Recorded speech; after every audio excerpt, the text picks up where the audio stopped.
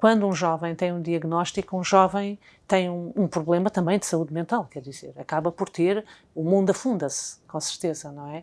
E este problema depois não é só o problema, em princípio, dele, é o problema dele e é a família onde ele está, a sociedade onde ele está e os seus amigos.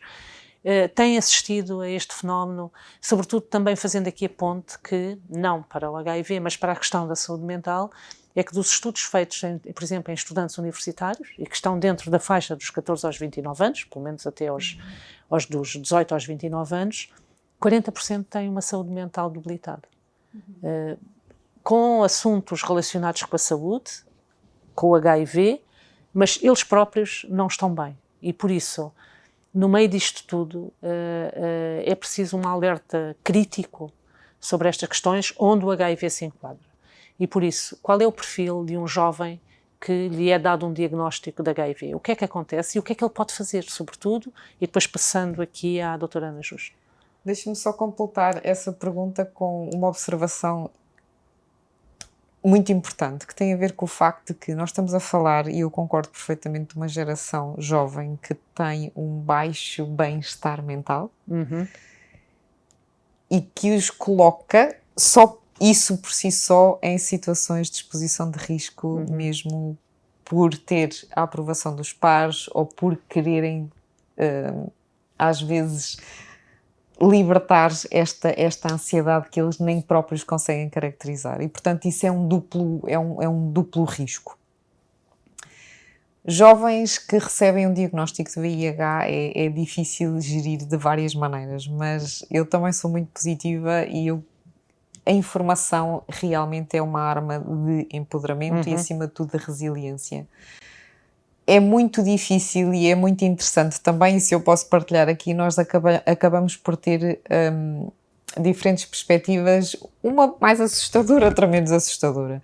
Umas é porque nós temos muitos jovens que são muito informados acerca do VIH e acabam por viver a sua sexualidade de uma forma com muito medo, e quando o diagnóstico de VIH surge é quase, ok, hoje em dia uma pessoa que sabe que vive com VIH, que está a fazer o seu tratamento, a quantidade de vírus que tem em circulação não se detecta, é indetetável e por isso não transmite, e acaba por ser, de alguma forma, como eles dizem, é libertador, porque agora já está, eu estou a fazer o meu tratamento e já não vivo com este medo de eventualmente ficar infectado.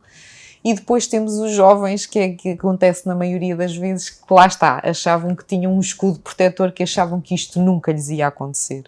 E, portanto, quem é que transmite VIH hoje em dia? Quem tem e não sabe, ou quem sabe que tem, trata e ainda não está indetetável.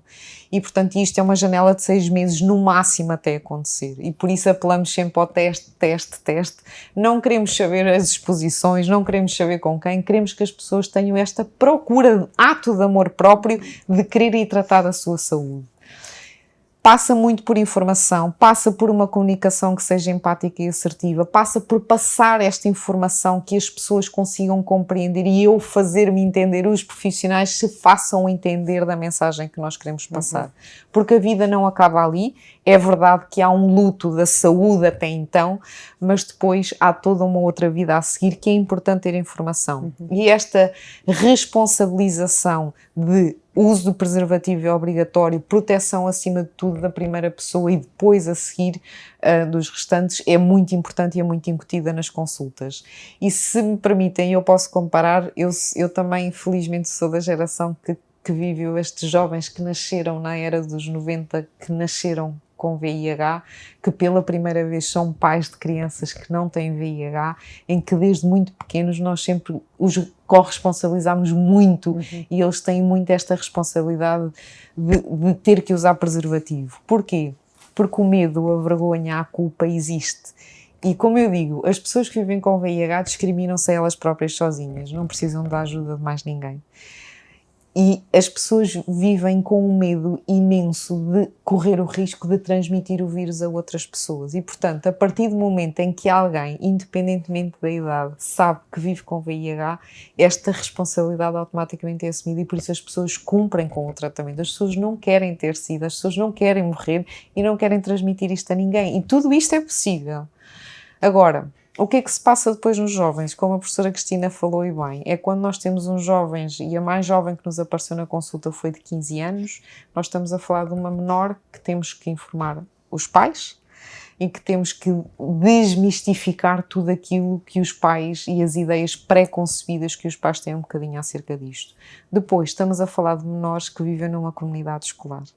E muitas das vezes o nosso trabalho também passa por desmistificar os próprios professores e a comunidade escolar em si, porque não queremos situações em que haja discriminação ou revelação do diagnóstico da criança sem o consentimento dos próprios pais ou os amigos, claro, porque isso não pode acontecer, e por isso é que eu também fico muito grata de fazer parte da sociedade deste programa, porque estamos aqui a falar, o foco é nos jovens, sim, os jovens têm que ter acesso à informação, mas estes jovens vão ter pais, e às vezes os pais também não sabem onde ir buscar a informação.